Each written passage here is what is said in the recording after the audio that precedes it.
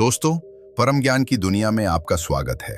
धीमी शाम का आसमान जले हुए अंगारे की तरह लाल था और राजमहल की विशाल ऊंची दीवारों पर उस रंग की आभा फैलकर पूरे राज्य को किसी अनजानी अशुभ छाया में ढक रही थी। महल के भीतर शहनाइयों की हल्की गूंज अभी भी तैर रही थी, क्योंकि आज राजकुमारी अन्विता का 16वां जन्मोत्सव था। एक ऐसा दिन जिसका इंतजार कई महीनों से हो रहा था, लेकिन उत्सव और नृत्य के शोर के बीच अन्विता को एक अजीब सी बेचैनी घेरे हुए थी। वह बार बार अपनी छत से दूर तक फैले जंगल की ओर देखती, जहां अंधेरों के बीच कुछ ऐसा चमकता दिखता था जिसे सिर्फ वही देख सकती थी। उसे लगता था कि उस घने जंगल में कोई उसका नाम पुकार रहा है, कोई प्राचीन आवाज जिसे वह पहचान न पाती, लेकिन उसके अंदर कहीं बहुत गहराई में हलचल सी मचा देती। हर बार जब वह एकटक जंगल को देखती, उसकी नाड़ी तेज हो जाती, जैसे वहां छुपा कोई रहस्य केवल उसकी प्रतीक्षा कर रहा हो। आज रात उस पुकार में एक अजीब सी तड़प, एक बेचैनी और एक रहस्यमयी गर्माहट थी, जैसे कोई बहुत करीब हो और फिर भी अनदेखा। उत्सव समाप्त हो चुका था, कालीन हटाए जा चुके थे और अग्निदीप की लौ धीमी पड़ने लगी थी, लेकिन राजकुमारी के कदम रुकने का नाम नहीं ले रहे थे। वह महल की पिछली सीढ़ियों से होते हुए चुपचाप बाहर निकली, बिना किसी अंगरक्षक के। रात्रि की हवा में हल्की मिट्टी की महक थी और दूर नीलकंठ पक्षी की आवाज जंगल की खामोशी को काट रही थी। जैसे ही उसने पहले कदम जंगल की ओर बढ़ाए, उसके पैरों के नीचे बिछी सूखी पत्तियों ने उसकी उपस्थिति को प्रकट कर दिया, लेकिन अन्विता रुकी नहीं। हर कदम के साथ उसकी बेचैनी किसी दिशा विशेष की ओर उसे धकेल रही थी। अचानक एक अजीब सी मध्यम रोशनी दूर झाड़ियों के बीच से फूटी, धीमी, नीली और हल्की कंपकंपाती। अन्विता ने सांस रोककर वह रोशनी देखी। वह रोशनी किसी दैवी शक्ति की नहीं लग रही थी और न ही किसी जादूगर की। वह किसी जीवित चीज की धड़कन जैसी थी, जैसे कोई जीव वहां बैठा हो, सांस लेता हुआ, प्रतीक्षा करता हुआ। अन्विता की आंखें फैल गईं। उसके कदम अपने आप उस दिशा में बढ़ गए, जैसे उसका शरीर उसकी नहीं रहा हो। जैसे ही वह थोड़ा और आगे बढ़ी, सामने का दृश्य देखने लायक था। चांदनी में सफेद आग की तरह चमकता एक घोड़ा, ऐसा घोड़ा जो इस दुनिया का नहीं लग रहा था। उसका शरीर पूरी तरह दूधिया सफेद, लेकिन उसकी अयाल में हल्की नीली चमक थी जो हवा में झिलमिलाती रहती, मानो प्रत्येक बाल में बिजली कैद हो। उसकी आंखें काली नहीं थी, बल्कि हल्के नील रंग की, इतनी गहरी कि उनमें झांकते ही कोई अपना सच भूल जाए। वह घोड़ा बिल्कुल शांत खड़ा था, मानो सदियों से एक ही स्थान पर खड़ा हो। उसके चारों ओर की हवा घनी, भारी और हल्की गर्म थी, जैसे वह केवल घोड़ा नहीं बल्कि किसी प्राचीन शक्ति का धारी हो। अन्विता के कदम अपने आप रुक गए। उसके हृदय की गति इतनी तेज हो चुकी थी कि उसे लगा कहीं वह अपनी छाती ही न तोड़ दे। ऐसा लग रहा था जैसे वह घोड़ा उसे देख नहीं रहा, बल्कि उसके अंदर की हर भावना, हर डर, हर इच्छा को पढ़ रहा था। घोड़े ने अचानक अपना सिर उठाया। उसकी नीली आंखों में चांदनी की चमक तैर गई। अन्विता को लगा कि वह घोड़ा उसे पुकार रहा है, बिना आवाज के, केवल अपनी उपस्थिति से। वह इतना भव्य था कि राजकुमारी जैसे ना चाहते हुए भी उसकी ओर एक कदम और बढ़ गई। तभी पास की झाड़ियों में से ठंडी हवा की लहर चली और एक धीमी, लगभग फुसफुसाहट जैसी आवाज सुनाई दी। अन्विता राजकुमारी ने चौंक कर पीछे देखा, लेकिन वहां कोई नहीं था। जब उसने दोबारा सामने नजरें उठाई, घोड़ा कुछ कदम और आगे बढ़ाया था। उसकी चाल हवा जितनी हल्की थी, जैसे पृथ्वी उसकी पहचान न कर पा रही हो। उसका हर पांव गिरने से पहले ही मिट्टी झिलमिला उठती। यह दृश्य देखने मात्र से अन्विता को लगा कि उसकी जिंदगी अब सरल नहीं रहने वाली। कोई बहुत बड़ा बदलाव उसके सामने खड़ा था। अचानक घोड़े ने अपना सिर झुकाकर उसके हाथ को छुआ। जैसे ही उसका स्पर्श त्वचा से मिला, अन्विता के पूरे शरीर में एक बिजली सी दौड़ गई। उसकी आंखें एक पल के लिए धुंधली हुई और अगले पल उसके सामने एक तेज चमकीली झलक उभरी।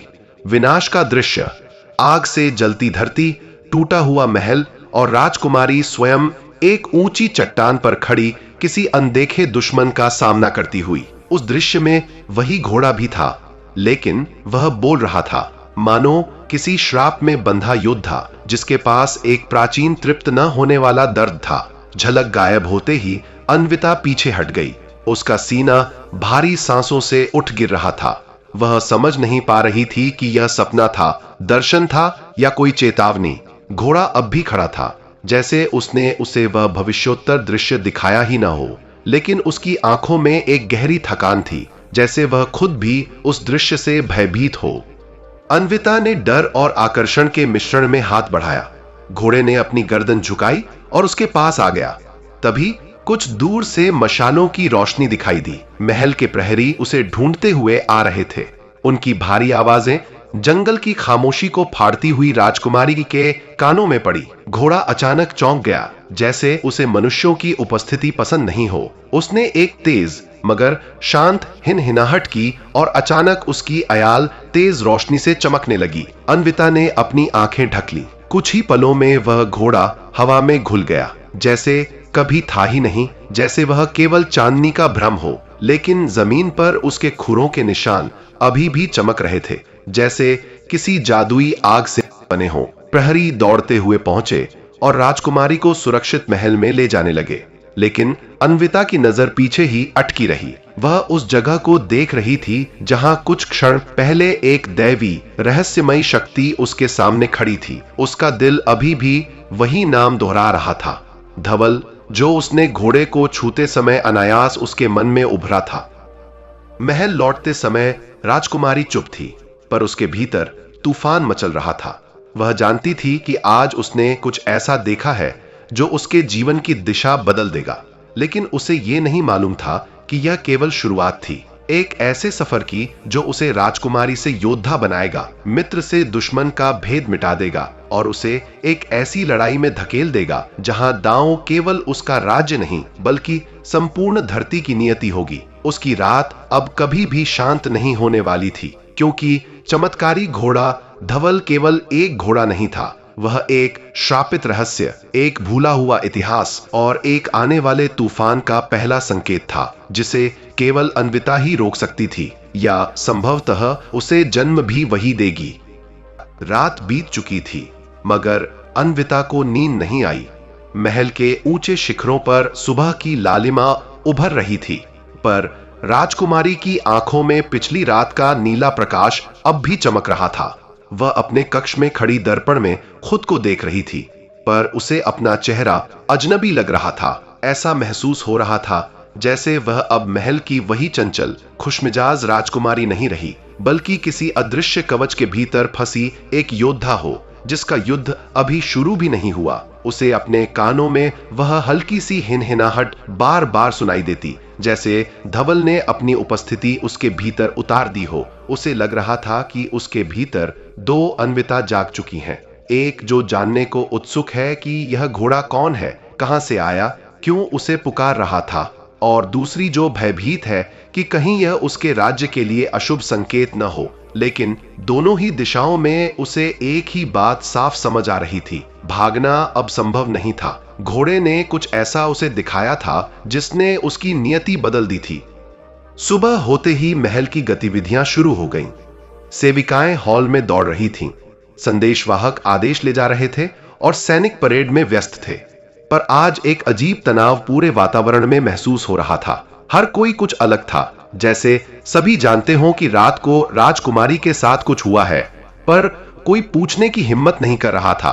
राजा विक्रमदेव भी गहरी चिंता में डूबे दिखाई दे रहे थे। सुबह के दरबार में उनका चेहरा गंभीर था, भौहें सिकुड़ी हुई, जैसे किसी अदृश्य खतरे की सांसें उनके दरबार तक पहुंच चुकी हों। और यह सच था, रात को जंगल में जिस स्थान पर धवल खड़ा था, वहां अब भी मिट्टी पर हल्की नीली चमक बनी हुई थी, और कुछ सैनिकों ने बताया कि उन्हें सुबह उस दिशा से किसी जानवर की नहीं बल्कि धातु की टकराहट जैसी आवाजें सुनाई दी थीं। राजा ने आदेश दिया कि उस क्षेत्र को बंद कर दिया जाए ताकि कोई भी वहां न जाए। लेकिन जो उन्हें नहीं पता था वह यह कि राजकुमारी आज फिर उसी दिशा में जाने वाली थी। अन्विता को अपने भीतर उठती बेचैनी रोकना मुश्किल हो रहा था। उसने अपने कमरे के बाहर खड़ी सेविका को कहा कि वह तैयार नहीं होना चाहती और किसी को भीतर न आने दिया जाए। उसके बाद वह खिड़की से बाहर झुकी और नीचे के पत्थरों पर उतर गई। एक कौशल जो उसने बचपन में सीखा था, लेकिन राजमहल ने उसे कभी इस्तेमाल में नहीं देखा। वह महल की दीवारों से होते हुए बाहर निकल गई और तेज कदमों से उसी जंगल की दिशा में बढ़ने लगी जहां पिछले रात धवल उसे मिला था। पर आज जंगल वैसा शांत नहीं था। पत्तों की सरसराहट भारी थी, हवा में राख की सी गंध थी, पक्षी कहीं गायब थे। उसे एक अजीब सी बेचैनी महसूस हो रही थी, जैसे कोई उसे वहां जाने से रोकना चाहता हो। लेकिन उसके भीतर जो अग्नि धवल ने जगा दी थी वह किसी शक्ति से कम नहीं थी। वह पहले से भी तेजी से आगे बढ़ी। उस स्थान पर पहुंचते ही उसने देखा कि वहां जमीन की चमक पूरी तरह गायब हो चुकी थी, लेकिन कुछ निशान अब भी बाकी थे, ऐसे खुरों के निशान जो साधारण घोड़े के नहीं हो सकते थे। मिट्टी हल्की सी जली हुई थी और हवा के बहाव में धुएं की बहुत हल्की गंध थी, जैसे वहां कोई शक्ति गुजर चुकी हो। अन्विता घुटनों के बल बैठकर जमीन को छूने लगी, पर तभी उसे पीछे से एक आहट सुनाई दी। वह तुरंत मुड़ी। एक लंबी काली पोशाक में लिपटी स्त्री खड़ी थी, जिसका चेहरा आंशिक रूप से हुड में छिपा हुआ था। उसकी आंखें किसी गहरी खाई जैसी थीं, अंधेरी, ठंडी और सीधी आत्मा में उतर जाने वाली। तुम्हें यहां नहीं होना चाहिए, राजकुमारी अन्विता। उसकी आवाज धीमी लेकिन अत्यंत भारी थी, जैसे किसी प्राचीन मंत्र का टुकड़ा हो। अन्विता एक पल के लिए पीछे हटी, पर फिर खुद को संभाल कर बोली, तुम कौन हो? और धवल, वह कहां है? वह स्त्री कुछ क्षण उसे देखती रही, फिर बोली, तो उसने तुम्हें पुकार लिया। यह अच्छा भी है और विनाशकारी भी। अन्विता समझ नहीं पा रही थी। उसने दोबारा पूछा, तुम जानती हो कि वह कौन है? वह मुझे क्यों मिला? उस स्त्री ने गहरी सांस ली और आसमान की ओर देखा, जैसे किसी याद में खो गई हो। धवल कोई साधारण घोड़ा नहीं, राजकुमारी। वह एक समय में मानव था, एक योद्धा जिसका नाम था देविकेश। वह केवल किसी युद्ध का हिस्सा नहीं था, वह प्राचीन रक्षकों का अंतिम प्रहरी था। उसे श्राप दिया गया था, मानव देह से घोड़े के रूप में कैद होने का श्राप। वह तब तक मुक्त नहीं हो सकता जब तक उसकी नियति किसी ऐसे व्यक्ति से न बन जाए जिसकी आत्मा उसकी शक्ति को संभाल सके। अन्विता की सांसें तेज हो गईं, और वह व्यक्ति मैं हूं। स्त्री ने सिर झुकाया। हाँ, लेकिन तुम इस बंधन का अर्थ नहीं जानती। उसे मुक्त करने के लिए तुम्हें वही युद्ध लड़ना होगा जिसमें वह पराजित हुआ था, वह युद्ध जिसने पृथ्वी को अंधकार के द्वार तक पहुंचा दिया था। इससे पहले कि वह स्त्री कुछ और कहती, जंगल की दिशा में एक तेज गर्जना गूंजी। पेड़ हिले, पत्तियां उड़ने लगी और हवा में गंध हो गई, लोहा, धुआं और किसी भयावह शक्ति का मिश्रण। स्त्री ने तुरंत अन्विता का हाथ पकड़ा और उसे पीछे खींच लिया। वे आ गए, अंधकार की परछाइयां। वे धवल की खोज में हैं, क्योंकि उसका जीवन ही उन्हें पूर्ण शक्ति दे सकता है। तुम्हें यहां से तुरंत लौटना होगा। अन्विता बोलने ही वाली थी, तभी पेड़ों के बीच काले धुएं से बनी परछाइयों जैसे जीव उभरने लगे। उनकी आंखें लाल अंगारों जैसी, शरीर धुएं में ढका हुआ और हर कदम पर जमीन सूखती हुई सी प्रतीत होती। अन्विता ने इससे पहले ऐसा कोई जीव नहीं देखा था। वे चीखते हुए आगे बढ़े और उनकी चीखें जैसे जंगल की हर शाखा को कपाने लगी। स्त्री ने हाथ उठाकर एक मंत्र फेंका, जिससे एक नीली ढाल उनके आसपास बन गई। परछाइयां उस ढाल से टकराकर पीछे हटने लगी, लेकिन उनके हमलों की शक्ति हर सेकंड बढ़ रही थी। स्त्री की सांसें भारी होने लगी। मैं इन्हें रोक तो सकती हूं, पर ज्यादा देर नहीं, तुम्हें भागना होगा अभी। पर तभी एक शक्तिशाली प्रकाश आकाश से उतरने लगा, ठंडी, तेज और सफेद। जंगल अचानक शांत हो गया, परछाइयां पीछे हट गईं और हवा में ऊर्जा की गड़गड़ाहट भर गई। अन्विता ने ऊपर देखा, एक चमकती धारा जमीन की ओर उतर रही थी, और जब वह जमीन को छूती, उसके भीतर से वही आकृति उभरती जो कल रात गायब हो गई थी। धवल, उसकी अयाल में नीली चिंगारियां, आंखों में तूफान और कदमों में ऐसी ध्वनि जैसे स्वयं धरती उसकी शक्ति से परिचित हो। वह सीधा अन्विता के सामने खड़ा हुआ। उसकी सांसें गर्म और गहरी थीं। परछाइयां तुरंत पीछे हटने लगी, जैसे किसी अदृश्य आदेश से बंधी हों। धवल ने जोर से हिनहिनाया, ऐसा कि पूरा जंगल गूंज उठा। वह स्त्री फुसफुसाई, वह तुम्हें बुला रहा है, उस पर बैठो। अन्विता का दिल जोर से धड़क रहा था। उसके सामने विकल्प नहीं थे, केवल नियति थी। बिना एक पल खोए वह धवल की पीठ पर चढ़ गई। अगले ही क्षण घोड़ा हवा में उछला, मानो वह जमीन का नहीं आकाश का जीव हो। परछाइयां उनके पीछे चीखते हुए दौड़ी, पर धवल की गति ऐसी थी कि वे पीछे धूल में छूट गए। हवा उसके चेहरे को चीरती जा रही थी। नीचे जंगल तेजी से पीछे सरक रहा था। यह उड़ान नहीं थी, यह किसी प्राचीन शक्ति की दौड़ थी जो पृथ्वी से भी तेज थी। धवल उसे सीधे महल के पिछले प्रांगण में उतार गया। जैसे ही अन्विता उतरी, धवल ने उसकी ओर देखा। उसकी आंखों में वही बोझ, वही दर्द, वही पुकार थी, मानो वह कहना चाहता हो कि यह तो बस शुरुआत है, असली युद्ध तो अभी बाकी है। धवल फिर एक चमकीली रोशनी में बदलकर गायब हो गया, पर इस बार कोई निशान नहीं छोड़ा, केवल एक गहरी ठंडी खामोशी। अन्विता उसकी ओर देखती रह गई। उसके भीतर अब डर नहीं था, केवल एक प्रश्न था, वह युद्ध क्या है जिसका बोझ अब उसके कंधों पर है? और वह उत्तर मिलने वाला था, बहुत जल्द, बहुत भयानक रूप में। महल में वापसी के बाद भी अन्विता का दिल शांत न हो सका। धवल के गायब होते ही ऐसा लगा मानो उसके भीतर जलती हुई कोई अग्नि अचानक ठंडी राख बन गई हो। लेकिन उस राख में अंगारे अभी भी सांस ले रहे थे। महल का पिछला प्रांगण सन्नाटे से भरा था, यहां तक कि हवा भी मानो रुककर उसे देखने लगी हो कि अब वह क्या करेगी। वह दीवार के सहारे खड़ी रही, लंबे समय तक बिना हिले डुले। अचानक उसे एहसास हुआ कि उसकी हथेलियां कांप रही हैं।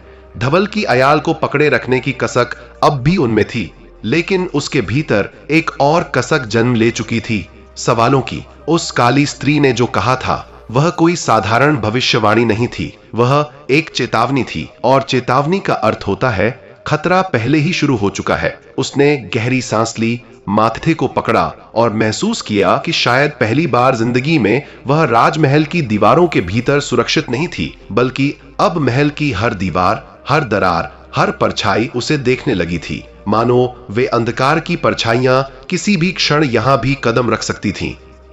अन्विता तेज कदमों से अपने कक्ष की ओर बढ़ी, पर उसके कदम अकेले नहीं थे। उसके पीछे रहस्य का भार भी चल रहा था। महल के गलियारे शांत थे, लेकिन हर मोड़ पर उसे लगा जैसे कोई उसे देख रहा है।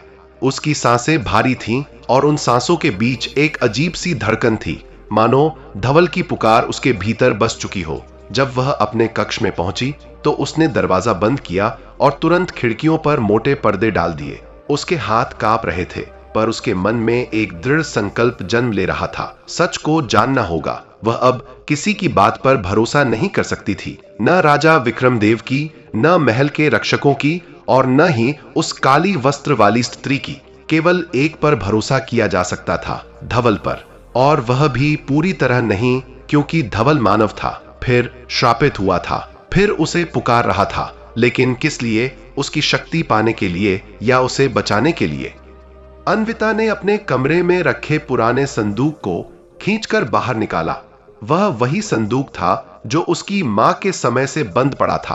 उसकी मां महारानी ईशानी जादुई विद्या की जानकार थी, लेकिन उनके मरते ही वह कला महल से गायब कर दी गई थी। राजा विक्रमदेव ने कभी इस बारे में बात नहीं की। अन्विता ने जब भी पूछना चाहा, उन्हें टाल दिया गया। पर आज उसके भीतर एक अजीब साहस था, मानो किसी अदृश्य हाथ ने उसके भीतर ज्ञान की आग जलाई हो। उसने संदूक का ताला खोला। अंदर से धूल उड़कर उसकी आंखों में चुभी, लेकिन धूल के बीच कुछ चमका। एक पुरानी नीली चादर जिसके कोनों पर जादुई प्रतीक खुदे थे। चादर के नीचे उसे एक मोटी किताब मिली जिस पर अ स्ट्रेंज स्क्रिप्ट रिटन थी, लिपियां जो उसने कभी नहीं देखी पर उन्हें पढ़ सकी। यह उसकी मां की आखिरी पुस्तक थी, अंत्य प्रहरी का श्राप। उसका दिल गले में अटक गया। क्या यह वही प्रहरियों की कथा थी जिनमें देविकेश था? वही देविकेश जो आज धवल के रूप में उसे पुकार रहा था? अन्विता ने किताब खोली और उसमें लिखे शब्द पढ़ने लगी। पृष्ठ पुराने थे, किनारे जले हुए, और हर पंक्ति में एक डरावनी सच्चाई छिपी थी। लिखा था कि प्राचीन काल में सतह और अंधकार के लोक के बीच एक युद्ध हुआ था। एक ऐसा युद्ध जिसे 5 प्रहरियों ने रोका था। उनमें सबसे शक्तिशाली था देविकेश। कहा गया था कि जब अंधेर लोक ने पृथ्वी को निगलने का प्रयास किया तो देविकेश ने अपनी शक्ति का इतना बड़ा विस्फोट किया कि द्वार तो बंद हो गया, लेकिन उसकी आत्मा विदीर्ण हो गई। उसके बलिदान ने दुनिया को बचाया, पर उसका शरीर शापित हो गया। वह मानव नहीं रहा, न देव। परिणाम स्वरूप उसे घोड़े के रूप में धरती पर भेज दिया गया, और जब तक कोई ऐसी आत्मा नहीं आती जो उसके भीतर की शक्ति को पुनः जागृत कर सके, वह इस रूप में फंसा रहेगा। अन्विता ने पढ़ते पढ़ते सांस रोकी। यह वही कथा थी, लेकिन उसमें एक और पंक्ति थी जो उसकी आंखों को ठिठका देने वाली थी। धवल का बंधन केवल उसके मुक्तिदाता से नहीं, बल्कि उस युद्ध से जुड़ा है जिसे पुनः जन्म लेना ही था। यानी अगर वह धवल को मुक्त करेगी तो वही युद्ध वापस लौट आएगा, वही अंधकार, वही विनाश, वही परछाइयां। तभी उसे जंगल की वे परछाइयां याद आई, उनकी लाल आंखें, उनकी चीखें और उनका लगातार हमला। वे उसी युद्ध के अग्रदूत थे। अन्विता वहीं फर्श पर बैठ गई और सिर दीवार से टिकाया। उसके भीतर हलचल मच गई। क्या वह उस युद्ध की कारण बनेगी या उसकी अंतकर्ता? धवल उसे क्यों पुकार रहा था? मुक्त होने के लिए या किसी अभी बड़े उद्देश्य के लिए? और वह स्त्री कौन थी जिसने उसे बचाया? इसी उलझन में उसे अचानक बाहर से आवाज आई। महल के सैनिक किसी से बहस कर रहे थे। वह चौंक कर उठी। वह खिड़की के पास गई और पर्दे की हल्की दरार से बाहर झांका। 2 सैनिक किसी अजनबी को रोक रहे थे। वह कोई साधारण व्यक्ति नहीं था। उसकी पोशाक काले और सुनहरे रंग की थी। उसकी गर्दन में चमकता हुआ ताबीज था और उसकी आंखों में एक अजीब ठंडा धैर्य था। लेकिन अन्विता ने उसे देखते ही पहचान लिया। वह उसी काली स्त्री का साथी था। कैसे? क्योंकि उसकी पोशाक पर वही प्रतीक थे जो उस स्त्री की पोशाक पर थे, प्राचीन रक्षकों के प्रतीक। सैनिक उसे महल में प्रवेश नहीं करने दे रहे थे, पर वह शांत था, लगभग अस्वाभाविक रूप से शांत। उसने बस इतना कहा, राजकुमारी खतरे में है, हमें उससे बात करनी होगी। सैनिकों ने तलवार उठाई, पर अचानक बर्फीली हवा उनके चारों ओर घूमने लगी। यह हवा कोई साधारण हवा नहीं थी, यह मंत्र की शक्ति थी। हवा घूमी, तेज हुई और एक पल में सैनिक पीछे फेंक दिए गए, इससे पहले कि वह महल में प्रवेश करे। अन्विता समझ गई कि अगर वह खुद बाहर नहीं जाएगी तो लड़ाई महल के अंदर होगी, और आज किसी भी हाल में लड़ाई महल को नहीं छूनी चाहिए, क्योंकि महल तैयार नहीं था। उसने गहरी सांस ली, कमर पर अपनी छोटी तलवार बांधी और अपने कमरे का दरवाजा खोला। उसके कदम स्थिर थे, भले ही दिल में तूफान था। महल की सीढ़ियां उतरते हुए उसे लगा कि वह अन्विता नहीं है जिसे कभी फूलों के बगीचे में खेलने से खुशी मिलती थी।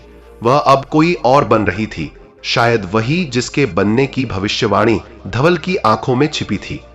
जब वह प्रांगण में पहुंची तो वह अजनबी व्यक्ति उसके सामने खड़ा था, अपना ताबीज पकड़े हुए, मानो उसे पहचान रहा हो। उसने झुककर अभिवादन किया, पर उसकी आंखों में सम्मान नहीं, चेतावनी थी। राजकुमारी, उसने कहा, धवल ने आपको चुन लिया है। इसका अर्थ है कि अंधकार अब आपको भी ढूंढ रहा है। अभी महल सुरक्षित है, पर देर तक नहीं रहेगा। आपको मेरे साथ चलना होगा। अन्विता ने तलवार पकड़ी और पूछा, तुम कौन हो और मैं तुम्हारे साथ क्यों जाऊं? वह व्यक्ति मुस्कुराया नहीं, पर उसकी आवाज में कोई घमंड भी नहीं था। मैं वैत्राण हूं, प्राचीन रक्षकों का वंशज, और वह स्त्री जो आपको जंगल में मिली थी वह मेरी गुरु थी। हम धवल के प्रहरी हैं, नहीं थे। हमारे आदेश का अंत उसके श्राप के साथ ही हो गया। अब केवल एक जिम्मेदारी बची है, उसे मुक्त करना और आपको सुरक्षित रखना। अन्विता ने तलवार ढीली कर दी। उसके चेहरे पर दृढ़ता लौट आई। मैं तभी चलूंगी जब तुम मुझे सच बताओगे, उसने कहा। वैत्राण ने सिर हिलाया, और जो उसने अगली पंक्तियां कही उन्होंने अन्विता की दुनिया बदल दी। अंधकार के परछाई जीवों ने धवल को नहीं हराया था राजकुमारी, उसे उसके अपने लोगों ने धोखा दिया था। उन लोगों ने जो शक्ति से डरते थे, और वही लोग अब वापस लौट आए हैं। वे धवल को नहीं, आपको खोज रहे हैं, क्योंकि आपकी आत्मा में वही चिन्ह छिपा है जो कभी देविकेश के पास था। आप दोनों के बीच का बंधन सिर्फ नियति नहीं, पुनर्जन्म का अंश है। आप वही हैं जो उसकी शक्ति को जागृत कर सकती हैं, और यही कारण है कि अंधकार आपको नष्ट करना चाहता है। एक पल के लिए हवा ठहर गई। यह संभव ही नहीं था, और फिर भी यह सच लग रहा था। अन्विता को एहसास हुआ कि उसकी यात्रा अभी शुरू भी नहीं हुई है, और दुनिया पहले ही उसके खिलाफ खड़ी हो चुकी है। पर उसके भीतर एक नई आग जल उठी। अगर उसे लड़ना है तो वह लड़ेगी, अगर उसे धवल को मुक्त करना है तो करेगी, और अगर नियति ने उसे योद्धा बनाया है तो वह महल की राजकुमारी नहीं, बल्कि उस युद्ध की अंतिम प्रहरी बनकर लड़ेगी। पर अभी उसे नहीं पता था कि अगले ही पहर वही परछाइयां जो जंगल में थी महल की ओर बढ़ने लगी थीं। रात गहराने लगी थी, पर महल के आसमान में एक अनजानी बेचैनी तैर रही थी। बादलों के बीच ऐसे शोर उठ रहे थे जैसे आकाश किसी जंग की तैयारी कर रहा हो। प्रांगण में खड़ी अन्विता की आंखें वैत्राण पर टिकी थीं, लेकिन उसके मन में सोचों का समुद्र उमड़ रहा था। वैत्राण ने जो बताया था वह केवल धवल का सत्य नहीं, बल्कि उसके अपने अस्तित्व की जड़ें हिला देने वाला सत्य था। हवा ठंडी होने लगी, पर उसकी रीढ़ में जो सिहरन दौड़ी वह ठंड की नहीं थी, वह भय की भी नहीं थी। वह एक अजीब सी पहचान थी, मानो कोई उसके भीतर गहरे से उसे पुकार रहा हो, कुछ ऐसा जिसे उसने कभी स्वीकार नहीं किया, फिर भी वह हमेशा उसका हिस्सा रहा।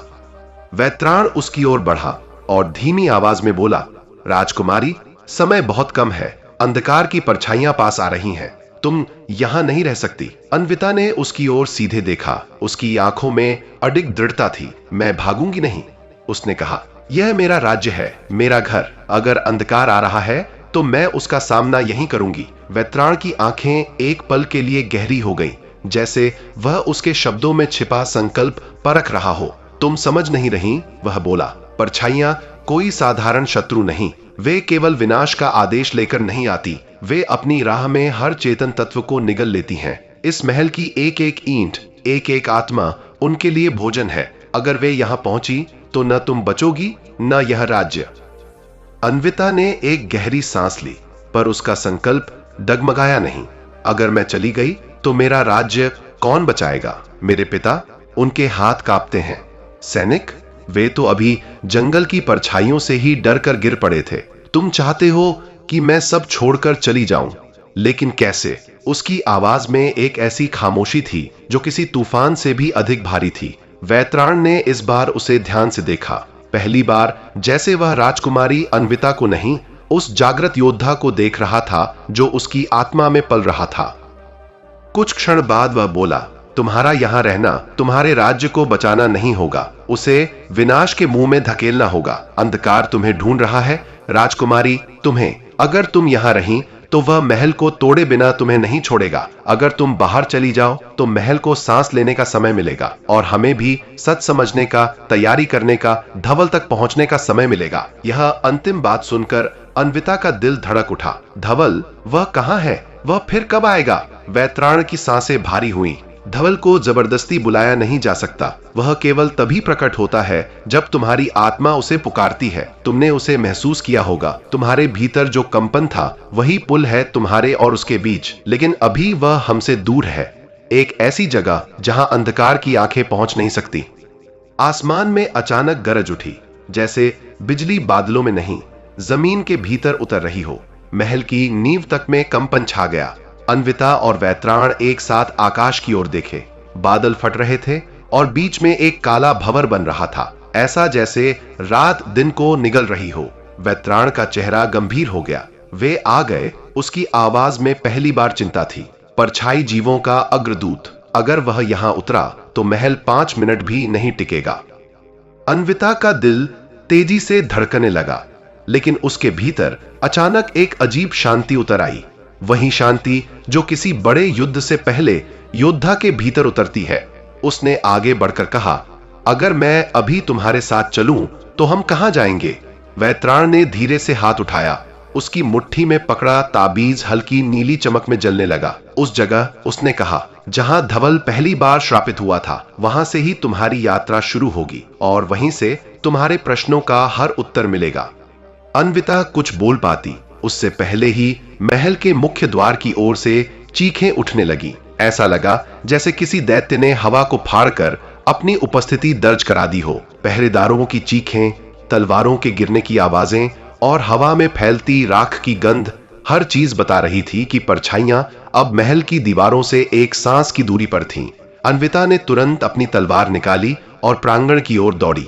पर वैत्राण ने उसका हाथ पकड़ लिया। तुम इसका सामना नहीं कर सकती, वह गरजा। लेकिन इस बार अन्विता ने उसके हाथ झटक दिए। मैं भागने वालों में से नहीं हूँ, उसने कहा, और उसकी आवाज में ऐसा तेज था कि वैत्राण भी क्षण भर के लिए रुक गया। अगर मुझे लड़ना है तो मैं पहली ही सांस से लड़ूंगी। वह महल के द्वार की ओर बढ़ी और जैसे ही उसने मोड़ पार किया, उसकी आंखें फैल गईं। 5 पहरेदार जमीन पर पड़े थे। उनकी देहें राख में बदल चुकी थीं। हवा में एक स्याह सर्पिल घूम रहा था और उसके भीतर से परछाई जैसा एक जीव बाहर निकल रहा था। उसकी आंखें लाल, उसका आकार बदलता हुआ, कभी मनुष्य, कभी जानवर, कभी धुएं की एक परत। ऐसा लगता था जैसे भय ने खुद को शरीर दे दिया हो। अन्विता के कदम ठिठक गए। परछाई जीव ने सिर मोड़ा और उसकी लाल आंखों में एक ऐसी भूख उभरी जो किसी भी जीवित प्राणी को भस्म कर सकती थी। जीव उसके तरफ बढ़ा, लेकिन कदमों की आवाज से पहले उसका साया सामने आ चुका था। 3 गुना बड़ा, तीखा और काला। अन्विता ने तलवार कसी, पर तभी वैत्राण उसके सामने आकर खड़ा हो गया और हवा में एक चिन्ह उकेरा। चिन्ह से नीली ज्योति फूटी और जीव एक पल के लिए पीछे हट गया। भागो, वैत्राण चिल्लाया। ध्वनि उपस्थिति इसे और शक्तिशाली बना रही है, लेकिन अन्विता वहीं खड़ी रही। उसकी आंखों में पहली बार कोई साधारण मानव की चमक नहीं थी। उसमें एक अजीब सी नीली रोशनी चमक रही थी, वही जिसे उसने धवल की आंखों में देखा था। जीव आगे बढ़ा और जैसे ही वह छलांग लगाने वाला था, अचानक उसके सामने हवा फटी और एक ध्वनि गूंजी, हिनहिनाने की, इतनी तेज कि दीवारें कांप उठी। नीली रोशनी चारों ओर फैल गई। हवा बिजली की तरह चमकी और प्रकाश के बीच एक आकृति उतरी, धवल। उसकी अयाल से नीली चिंगारियां गिर रही थीं और उसकी आंखों में तूफान घूम रहा था। परछाई जीव उसके सामने एक पल के लिए ठिठक गया, डर से नहीं लेकिन पहचान से, जैसे वह जाने कि यही वह शक्ति है जिससे उसका अस्तित्व कांप सकता है। धवल ने जमीन पर जोरदार प्रहार किया। हवा के झोंके से जीव पीछे छिटक गया। महल की दीवारें तक हिल गईं। अन्विता की सांसें तेज हो गईं। धवल ने उसकी ओर देखा। यह कोई साधारण नजर नहीं थी। उसमें एक आदेश था, एक पुकार, एक बंधन की गूंज। उसने फिर वही हिनहिनाहट की और अन्विता समझ गई, वह उसे बुला रहा है। लेकिन इस बार एक फर्क था। पिछली बार वह भय में धवल पर चढ़ी थी, आज वह नियति स्वीकारते हुए चढ़ रही थी। जैसे ही वह धवल की पीठ पर बैठी, उसके शरीर में एक अद्भुत ऊर्जा दौड़ पड़ी, वैसी जिसे उसने कभी महसूस नहीं किया। उसके चारों ओर की दुनिया धीमी होने लगी। हवा भारी हो गई, ध्वनियां जैसे दूर से आने लगी और धवल आकाश की ओर उछला। पर इस बार वह केवल उड़ नहीं रहा था, आकाश फट रहा था और वे दोनों उसके भीतर प्रवेश कर रहे थे। परछाई जीव चिल्लाया और उसकी चीखें हवा में गूंजती रहीं, पर धवल की गति इतनी तीव्र थी कि जीव सिर्फ राख के बवंडर में पीछे छूट गया। महल की दीवारें, राज्य की भूमि और अंधकार का नाद सब पीछे धुंधले हो गए। उनके आगे खुल रहा था एक दूसरा लोक, वह जगह जहां से श्राप शुरू हुआ था और जहां उसका अंत भी लिखा था। जो कुछ उसकी प्रतीक्षा कर रहा था वह न युद्ध था, न सत्य, वह था उसका पुनर्जन्म। धवल जैसे ही आकाश के फटे हुए द्वार से भीतर उतरा, अन्विता ने महसूस किया कि हवा का भार बदल गया है। यह कोई सामान्य लोक नहीं था। यहाँ की हवा में धुआं था, पर वह जलने का नहीं, वह स्मृतियों का था। हर सांस में उसे वो आवाजें सुनाई देती जो इस लोक में कभी जीवित थीं, लेकिन अब केवल प्रतिध्वनियों में बदल चुकी थीं। नीले और काले रंग का मिश्रित आकाश ऊपर फैला था, जिसमें कहीं सूरज नहीं था, कहीं चांद नहीं था, केवल एक लंबा अनंत धुंध से भरा दायरा। धवल उसकी पीठ के नीचे कांप रहा था, जैसे वह इस जगह को पहचानता हो और उसकी स्मृतियां भीतर से फूट रही हों। अन्विता ने उसकी गर्दन पकड़ी, पर इस बार भय से नहीं, साथ देने के लिए। यह कौन सी जगह है? वह फुसफुसाई। धवल ने जवाब नहीं दिया, पर हवा ने दिया। एक फुसफुसाहट उभरी, जैसे हजारों साल पहले कही गई कोई प्रार्थना। यह अंत्य लोक है, जहां से श्राप की शुरुआत हुई थी और जहां उसका विसर्जन ही सब कुछ तय करेगा। यह आवाज अन्विता के कानों में नहीं, सीधे उसकी आत्मा में गूंजी। वह चौंककर धवल की ओर झुकी। क्या यह उसकी आवाज थी? नहीं, यह न आवाज थी न शब्द, यह स्मृति थी जो उसके मन में बही। आगे ऊंची चट्टानों की श्रृंखला दिखाई दे रही थी, जिनके बीच धुआं उठता था और जमीन किसी अनदेखे जीव की सांस की तरह ऊपर नीचे होती थी। धवल तेजी से उसी दिशा में बढ़ा जैसे उसे किसी अदृश्य पुकार ने रास्ता दिखाया हो। अचानक हवा में स्याह चमक फैली और अन्विता ने देखा, उनकी ओर 3 परछाई जीव दौड़ रहे थे, पर ये जंगल वाले से अलग थे। ये अधिक बड़े, अधिक ठोस और उनकी चाल में एक खतरनाक सटीकता थी। वे हवा में नहीं बहते थे, बल्कि जमीन को चीरते हुए आगे बढ़ते थे। उनकी आंखों में लाल नहीं बल्कि नीली बुझी हुई ज्वाला थी, जैसे उनमें जीवन नहीं, केवल आदेश हो। अन्विता ने तलवार निकाली, लेकिन धवल ने अचानक इतनी जबरदस्त छलांग लगाई कि वे जीव पीछे छूट गए। ऊपर की हवा में गरज की लकीरों जैसे रास्ते खुल गए, पर वे जीव पीछा नहीं छोड़ रहे थे। वे अब भी उनके पीछे दौड़ रहे थे, लेकिन उनकी चाल में कुछ अस्वाभाविक था। वे दौड़ नहीं रहे थे, वे पीछा करते हुए किसी अनुष्ठान की मुद्रा में हिल रहे थे, जैसे उन्हें धवल या अन्विता को मारना नहीं था, पकड़ना था। धवल अचानक धीमा हुआ। उसने अपना सिर नीचे झुकाया, फिर जमीन पर एक भारी आघात किया। आसपास की हवा नीली चमक से भर गई और चट्टानों के बीच एक गुफा का द्वार खुला। यह कोई साधारण गुफा नहीं थी।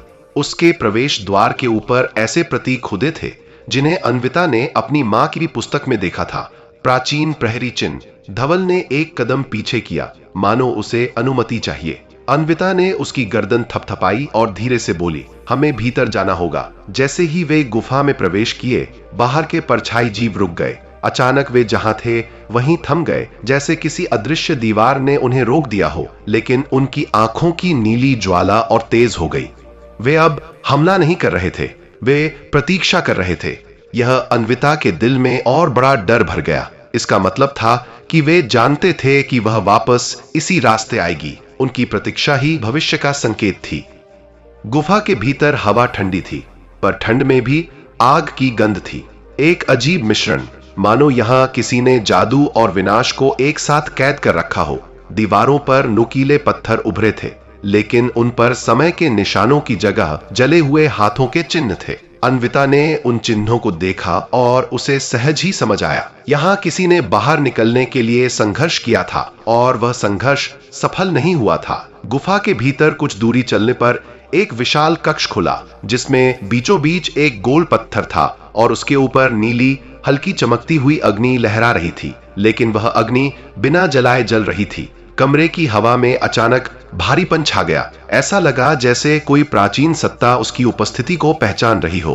तभी धवल आगे बढ़ा और उस नीली अग्नि के पास घुटनों के बल झुक गया। उसकी आंखें चमकने लगी और अग्नि की लपटें उसकी अयाल की ओर खींचने लगी। अन्विता एक कदम पीछे हट गई। यह दृश्य इतना अलौकिक था कि उसका हर तर्क टूटने लगा। नीली अग्नि अचानक तेज हो उठी। उसमें से आवाजें उभरने लगी, मंत्र जैसे, पर वे किसी भाषा के शब्द नहीं थे। वह प्राचीन ऊर्जा थी। धवल कांपने लगा। उसका शरीर कांपकर जमीन से उठा, जैसे कोई अदृश्य शक्ति उसे ऊपर खींच रही हो। अन्विता घबराकर उसकी ओर बढ़ी, पर उसकी आंखों में धवल का नहीं बल्कि किसी और का प्रतिबिंब चमका। एक लंबा शक्तिशाली योद्धा जिसके पीछे नीले पंखों जैसा तेज घूम रहा था। अन्विता ने सांस रोक ली। यही होगा देविकेश। नीली अग्नि की रोशनी के बीच उसका चेहरा स्पष्ट हुआ, तेज, साहसी, लेकिन दुख और त्याग की गहराइयों से भरा हुआ। वह कोई देवता नहीं था, वह एक बलिदानी था जिसने अपने अस्तित्व को दांव पर लगाया था। और उसी क्षण आवाज आई, इस बार साफ, स्पष्ट और शब्दों में बंधी, तुम मेरे अंतिम बंधन की कुंजी हो। अन्विता के दिल की धड़कन थम गई। उसने चारों ओर देखा। आवाज गुफा में नहीं गूंजी थी, वह उसके भीतर फूटी थी, जैसे देविकेश की आत्मा ने उसकी आत्मा को छुआ हो। उसने धवल की ओर देखा। अब वह घोड़ा नहीं था, उसके शरीर के ऊपर छाया की तरह देविकेश की आकृति तैर रही थी। फिर आवाज दोबारा आई, पर श्राप टूटेगा तभी जब तुम सत्य स्वीकार करोगी, वह सत्य जो तुम्हारे रक्त में है। अन्विता ने भय में कदम पीछे किया। मेरे रक्त में, वह फुसफुसाई। अचानक गुफा की दीवारें चमक उठी। उन पर लिखे प्रतीक जीवंत हो गए। वे घूमने लगे और एक दृश्य बनाकर उसके सामने प्रकट हुए। एक रानी उसी नीली अग्नि के सामने खड़ी। उसके चेहरे पर वही शांति थी जो कभी अन्विता की मां के चेहरे पर थी। रानी ने अपना हाथ आगे बढ़ाया उसकी हथेली पर वही चिन्ह था जो आज अन्विता की धड़कनों में धधक रहा था।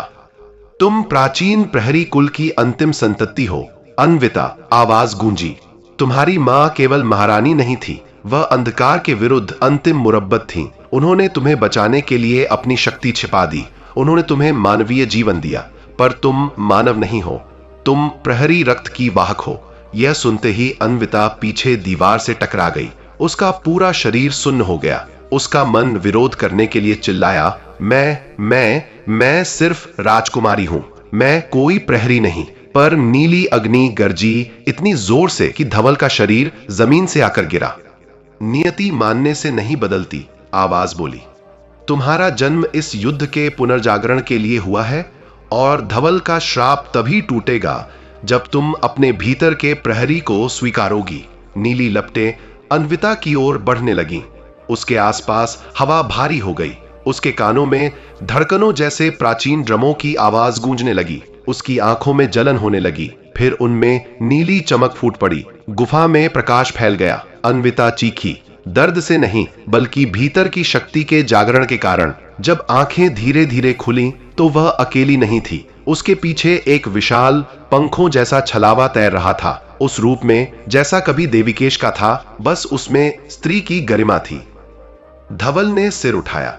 उसकी आंखों में वह रोमांच था जो किसी प्रहरी ने हजारों वर्षों बाद देखा हो। उसने धीमे से अपनी नाक अन्विता की हथेली से छुई। यह किसी पशु का इशारा नहीं था, यह एक सेना नायक का अपने नेता को स्वीकारना था। पर उसी क्षण गुफा का प्रवेश द्वार चीखती आवाज के साथ कांप उठा। बाहर खड़े परछाई जीव अब प्रतीक्षा नहीं कर रहे थे। नीली ऊर्जा की पहली किरण जैसे ही गुफा से बाहर पहुंची, वे टुकड़ों में बंटकर एक विशाल सर्पाकार छाया में बदलने लगे। वह जीव अब अकेला नहीं था, यह परछाइयों का राजा था, वह जिसने कभी देविकेश को धोखा दिया था। अंधकार ने अपनी आंखें खोली और नियति का युद्ध शुरू हो गया। कहानी यहीं से आगे बढ़ेगी। अन्विता और धवल का प्रथम युद्ध, अंधकार के राजा का रहस्य और अंतिम प्रहरी का जागरण। राजकुमारी अन्विता धवल की पीठ से लगी हुई उसी तरह बैठी थी जैसे कोई बच्चा किसी अनजान अंधेरे में अपने रक्षक का दामन कसकर पकड़ लेता है। रात जितनी गहरी होती जा रही थी, जंगल उतना ही जागता हुआ महसूस हो रहा था। पत्तों के बीच सरसराहट, कहीं दूर से किसी जंगली जानवर की हौल, नदी की लहरों का धीमा गूंजता गीत, सब कुछ मिलकर यह एहसास दिला रहे थे कि उनके सामने जो होने वाला है वह साधारण नहीं होगा। धवल की चाल में अब एक तीखा तनाव था, जैसे वह किसी अनदेखी शक्ति को पहचान चुका हो। अचानक धवल ने रुककर जमीन पर अपनी अगली टांग मार दी। राजकुमारी चौंकी। उनके सामने एक पथरीला ढलान था जिसके नीचे धुंध से भरा एक विशाल खोखला मार्ग दिखाई दे रहा था। ऐसा लग रहा था मानो धरती अचानक खुलकर अपना रहस्य बताने वाली हो। यह वही रास्ता है, धवल ने धीरे से कहा। उसकी आवाज में अनगिनत युगों का बोझ था। यही मार्ग मुझे श्रापित करता है और यहीं से तुम्हारी नियति शुरू होती है। अन्विता के दिल में भय की जगह एक अद्भुत उत्सुकता जन्म ले रही थी। वह जान रही थी अब वह लौट नहीं सकती। धीरे धीरे वे उस गुफानुमा घाटी में उतरने लगे जहां हवा तक हिली डुली नहीं थी। चारों ओर ठंडी धुंध तैर रही थी और जमीन पर मानो किसी प्राचीन युद्ध के निशान आज भी जागते सांस लेते दिखाई दे रहे थे। जैसे ही वे और आगे बढ़े, अचानक वातावरण में कंपन होने लगा। धवल का शरीर कांप उठा, जैसे कोई अदृश्य शक्ति उसकी आत्मा को झकझोर रही हो। यह श्राप का हृदय है, धवल ने भारी आवाज में कहा। अन्विता उसके गले को सहलाती हुई बोली, तुम अकेले नहीं हो, मैं तुम्हारे साथ हूं। धवल की आंखों में पहली बार वह नरमी दिखी जो किसी योद्धा में प्रेम की आग जगने पर ही पैदा होती है। तभी धरती फटी और ज्वालाओं का एक विशाल स्तंभ उठ खड़ा हुआ। उसके भीतर से एक आकृति उतरी, काली, बलशाली और देवसा तेज लिए हुए। यह वही प्राचीन रक्षक था जिसने धवल को घोड़े के रूप में कैद किया था। उसके आगमन से वातावरण खौल उठा। राजकुमारी, उसका स्वर गूंजा, तुम्हारी किस्मत आज तय होगी। क्या तुम इस योद्धा को मुक्त करोगी या इसके साथ स्वयं नष्ट हो जाओगी? अन्विता ने बिना डर के आगे बढ़कर कहा, यदि किसी को मुक्त करना अपराध है तो मैं वह अपराध करूंगी। यदि किसी को बचाना पाप है तो मैं वह पाप भी करूंगी, लेकिन मैं धवल को अकेला नहीं छोड़ूंगी। जैसे ही उसके शब्द पूरे हुए, धवल के शरीर पर चिंगारियां चमकने लगी। घोड़े का रूप टूटने लगा और एक महान योद्धा की आकृति उभरने लगी। ऊंचा, चौड़ा कंधों वाला, चमकती आंखों वाला। वह हवा में उठकर गर्जना करता हुआ धरती पर उतरा। उसका असली नाम धरुव्यम हवा में गूंज उठा। उसकी प्रतीक्षा का अंत हो चुका था, लेकिन श्राप की शक्ति ने भी अपना रूप बदल लिया। धुंध एक विशाल प्राणी की तरह आकार लेने लगी। उसका शरीर काले पत्थर जैसा और आंखें अंगारों जैसी। अन्विता ने पहली बार वास्तविक भय को महसूस किया, लेकिन उसके भीतर की शक्ति ने कहा कि यह लड़ाई सिर्फ धवल की नहीं, उसकी भी है। युद्ध आरंभ हुआ। धरुव्यम ने अपनी प्रज्वलित तलवार से उस अंधकार पर प्रहार किया जो आकार बदलकर कभी नाग, कभी दैत्य, कभी भयानक परछाई बन जाता था। हर वार धरती को हिला देता। धवल, अब योद्धा, जब भी प्रहार करता गुफा की दीवारों से प्रकाश फूट उठता। पर काला बल अमर था। हर चोट के बाद वह खुद को और बलवान बना लेता। अन्विता समझ गई कि यह लड़ाई शक्ति की नहीं, आत्मा की है। तभी उसने दोनों हाथ जोड़कर अपनी मां, राज्य की दिवंगत रानी की दी हुई वह प्रार्थना याद की जिसे बचपन में वह सोते समय दोहराती थी। उसका हृदय शांति से भर गया और उसके अंदर से एक हल्की सुनहरी चमक उठने लगी।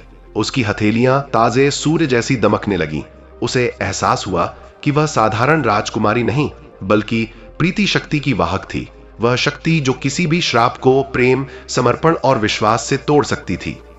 अन्विता बिना डर के उस अंधकार की ओर बढ़ी और उसने धरुव्यम के कंधे पर हाथ रखा। जैसे ही उसकी ऊर्जा धरुव्यम तक पहुंची, उसकी तलवार सुनहरी प्रकाश में बदल गई और जब उसने उस प्रकाश से अंतिम वार किया तो पूरा अंधकार चीखते हुए टूटने लगा। धुंध हवा में घुल गई, ज्वालाएं शांत हो गई और अचानक सन्नाटा छा गया। श्राप समाप्त हो चुका था। धरुव्यम घुटनों के बल गिर पड़ा। उसके आंसू गर्म पत्थर पर टपकने लगे। उसने अन्विता के पैर छूकर कहा, तुमने मुझे जीवन दिया और अपने साहस से संसार को बचाया। लेकिन अन्विता ने तुरंत उसे उठाकर कहा, तुमने भी मुझे दिखाया कि प्रेम और सत्य के सामने कोई अंधकार स्थायी नहीं। हम दोनों ने एक दूसरे को बचाया है।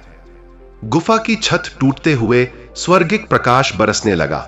दोनों उस प्रकाश में खड़े रहे जैसे समय स्वयं उनकी जीत का उत्सव मना रहा हो।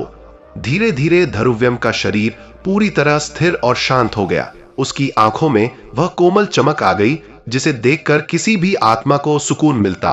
बाहर निकलते ही जंगल पहले जैसा शांत नहीं था।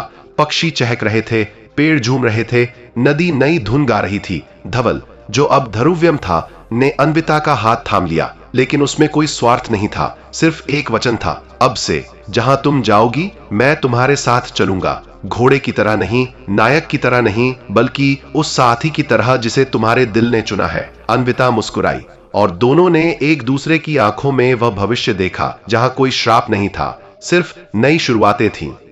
राजमहल लौटते समय राज्य के लोगों ने राजकुमारी को देवी की तरह स्वागत दिया।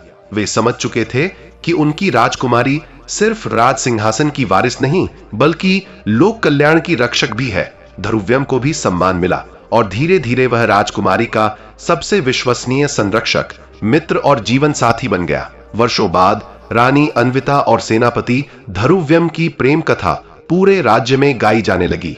कहा जाता है कि जब भी कोई युवा योद्धा डर से कांपता है, बुजुर्ग एक ही बात कहते हैं, साहस राजकुमारी अन्विता से सीखो, जिसने प्रेम से श्राप हराया था। और जब कोई घोड़ा असाधारण करामात करता है, लोग मुस्कुराते हुए कहते हैं, कहीं यह धरुव्यम की आत्मा तो नहीं। समय के साथ दोनों ने एक ऐसा राज्य खड़ा किया जहां साहस और करुणा दोनों समान शक्ति रखते थे, और वह गुफा जहां दोनों समान शक्ति रखते थे, और वह गुफा जहां श्राप टूटा था, आज भी जंगल के बीच खड़ी है, लेकिन अंधकार से नहीं बल्कि सुनहरी रोशनी से भरी हुई। कहते हैं, जिसने भी सच्चे मन से प्रेम और सत्य का रास्ता चुना, उसे उसी गुफा से वरदान मिलता है। इस तरह राजकुमारी और चमत्कारी घोड़े की कथा समाप्त नहीं होती, क्योंकि कुछ कथाएं समाप्त नहीं होती, वे पीढ़ियों में जीती रहती हैं, जैसे हवा में छुपी हुई दास्तान जो कभी कभी अचानक सुनाई दे जाती है।